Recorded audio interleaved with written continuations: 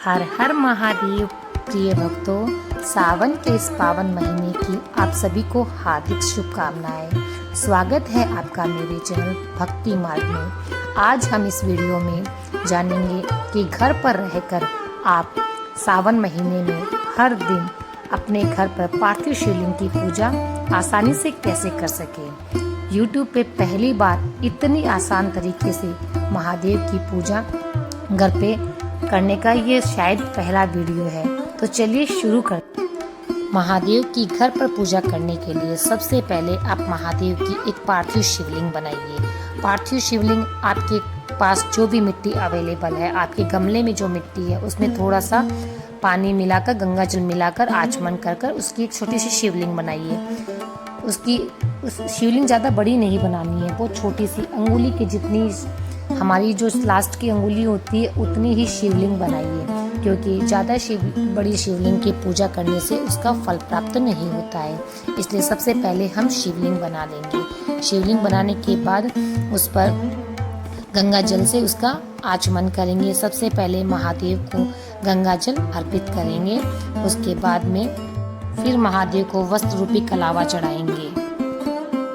कलावे के बाद महादेव का दुग्ध से हम अभिषेक करेंगे। महादेव का ओम नमः शिव का जाप करते हुए हम महादेव पर दुग्ध से उनका अभिषेक करेंगे। दूध अभिषेक करने के बाद हम महादेव पर चावल चढ़ाएंगे। चावल चढ़ाने से कहते हैं कि धन धान्य की कमी कभी नहीं होती है। चावल अर्पित करने के बाद महादेव को अब हम चढ़ाएंगे काली मिर्च और लौंग। ये आपके रसोई में आसानी से उपलब्ध हो जाती है। कहा जाता है कि काली मिर्च चढ़ाने से महादेव व्यक्ति के शरीर से संबंधित जितनी भी बीमारियां होती हैं उनको दूर कर देते हैं, और लौंग चढ़ाने से जितनी भी नेगेटिविटी इंसान के घर में होती है उनको महादेव खुद ऑब्जर्व कर ले, अपने अंदर समाहित कर लेते हैं और सारी नेगेटिविटी को दूर कर देते हैं। इसलिए उन पर लौंग चढ़ाएंगे।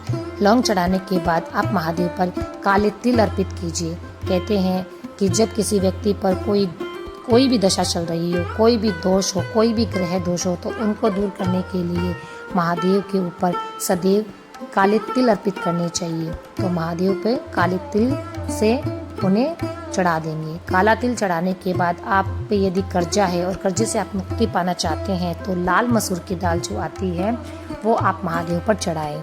ऐसा शास्त्रों में कहा गया है कि मसूर की दाल चढ़ाने से महादेव का व्यक्ति का कर्जा अपना कर्जा समझकर उससे छुटकारा दिलवा देते हैं। तो मैंने फिर महादेव को लाल मसूर की दाल चढ़ाई है। उसके बाद मैं महादेव को वापस शुद्ध जल से नहला दूंगी, साफ कर दूंगी। जल अभिषेक करके हम शिवलिंग को अच्छे से साफ सुथरा कर लेंगे। शिवलिंग को साफ सुथरा करने के बाद अब महादेव का हम श्रृंगार करेंगे। तो श्रृंगार के लिए आपके पास जो भी पुष्प अवेलेबल है आप वो पुष्प चढ़ा सकते हैं। अभी बारिश का मौसम है, बहुत बारिश हो रही है, तो मुझे पुष्प ज़्यादा मिले नहीं, मुझे ये सफ़ेदी यही फूल मिले, तो मैंने महादेव को श्रद्धा के साथ यही फूल अर्पित कर दिए। जो भी सामग्री आप भोलेनाथ पर चढ़ाए उन्हें पूरी श्रद्धा, पूरी विश्वास के साथ चढ़ाए तो महादेव उन्हें जरूर स्वीकार करेंगे। भले ही वो सामग्री कैसी भी हो, महादेव उन्हें ज़रूर स्वीकार करेंगे यदि श्रद्धा से चढ़ाई जाएगी। और जब भी आप महादेव पे कोई भी चीज़ चढ़ाए, कोई भी वस्तु चढ़ाए, तो हर वस्तु को चढ़ाते समय मुख से ओम नमः शिवाय या फिर श्री शिवाय नमस्तुभ्यम का जाप करते हुए ही चढ़ाए। ऐसे ही महादेव के पास चीज़ों को ना रखें और जल्दी तो बिल्कुल भी ना करें। महादेव को भाव से चढ़ाएं। जो भी चीज़ें आप महादेव पे अर्पित करते हैं वो भाव से चढ़ाएं। अब हम महादेव पर चंदन का तिलक करेंगे। अब मेरे पास दो तरह के चंदन है, एक येलो चंदन है और एक रेड चंदन है, तो मैं दोनों तिलक से महादेव का श्रृंगार करूंगी।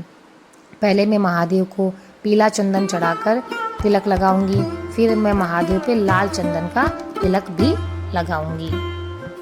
दोनों तिलक लगाकर मैं महादेव का श्रृंगार शुरू करूंगी। तो सबसे पहले हमने महादेव पर जो पीले रंग का चंदन आता है उससे ओम नमः शिवाय लिख दिया है और महादेव पर चंदन अर्पित कर दिया। ये मेरे पास लाल चंदन है। कहा जाता है जिसके विवाह में देरी हो रही हो उसे शिवलिंग पर सदैव लाल चंदन चढ़ाना चाहिए।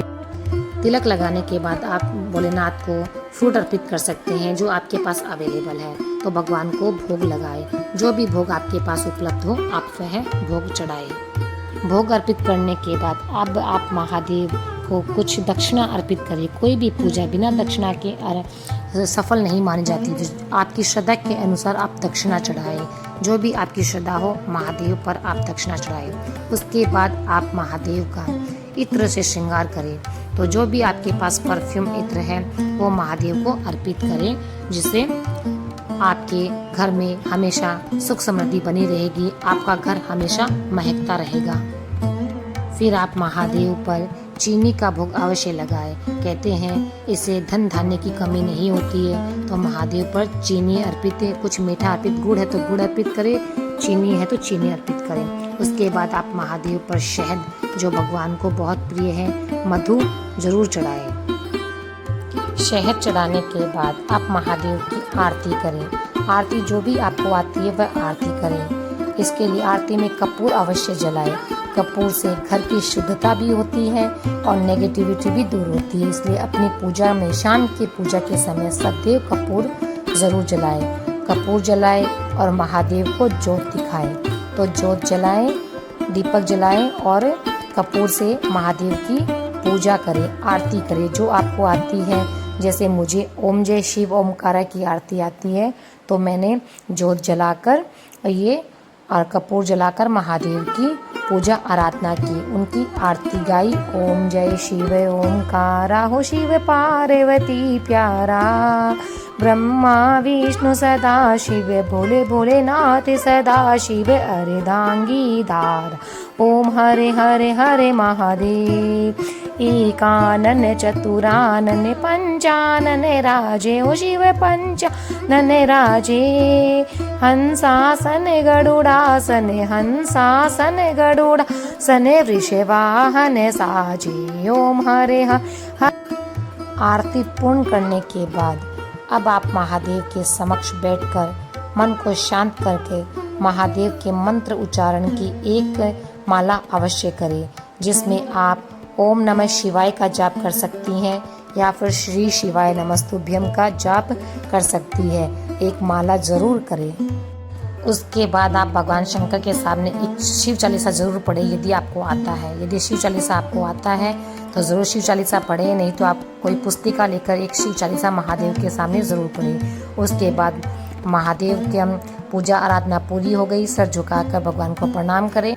इस तरह से महादेव की पूजा संपूर्ण हो जाएगी। पूजा संपूर्ण होने के बाद जो प्रसाद है ये आप अपने घर में बच्चों को बांट सकती है, स्वयं खा सकती है। दक्षिणा को उठाकर आप रख देंगी। जब महीना पूरा हो जाएगा तो आप किसी मंदिर में दे देंगी या फिर गाय को गुड़ खिला देंगी।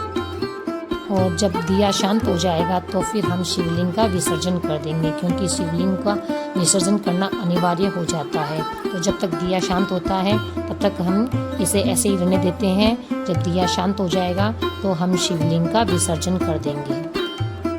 देखिए अब दिया जो है वो शांत हो गया है। अब हम महादेव की शिवलिंग का विसर्जन करेंगे। तो इसके ऊपर पहले हम इसमें से प्रसाद को उठा लेंगे। जो प्रसाद हमने लगाया है महादेव को, ये हम अपने घर के बच्चों में बांट देंगे। फिर शिवलिंग पर धार को तेज करके हम जल चढ़ाते जाएंगे जब तक ये शिवलिंग पूर्ण रूप से जल में मिल नहीं जाती। तो हम शिवलिंग पे जल चढ़ाते रहेंगे। कुछ ही देर में ये शिवलिंग जो है वो जल में मिल जाएंगी। अब इस जल को लेकर हम अपने घर में लगे हुए पौधे में चढ़ा देंगे, लेकिन तुलसी के पौधे में शिवलिंग का जल कभी ना चढ़ाए, क्योंकि शिवलिंग का जल कभी तुलसी में नहीं चढ़ाया जाता। तुलसी श्रापित होती है। तो संपूर्ण जल जो शिवलिंग मिली हुई है वो हम इस पौधे में डाल देंगे। दक्षिणा जो थी हम वो इसी गमले पर रख देंगे और बाद में इसको इकट्ठा करके मंदिर में दे आएंगे, या फिर हम जो नंदी देवता होते हैं उनको इनका गुड़ लेके खिला देंगे। हर हर महादेव। इस प्रकार से आप घर पर बहुत ही आसानी से महादेव की पूजा कर सकते हैं पार्थिव शिवलिंग बनाकर। इसमें आपको मंदिर भी जाने की आवश्यकता नहीं है। ये मेरा पहला वीडियो है जो मैंने घर पे बनाया है। यदि आपको पसंद आए तो प्लीज़ इसे लाइक करें, सब्सक्राइब करें और दोस्तों में शेयर करना ना भूलें। फिर मिलते हैं कल शाम को वापस शिवलिंग की पूजा करते हुए। हर हर महादेव। जय माँ पार्वती। हर हर महादेव।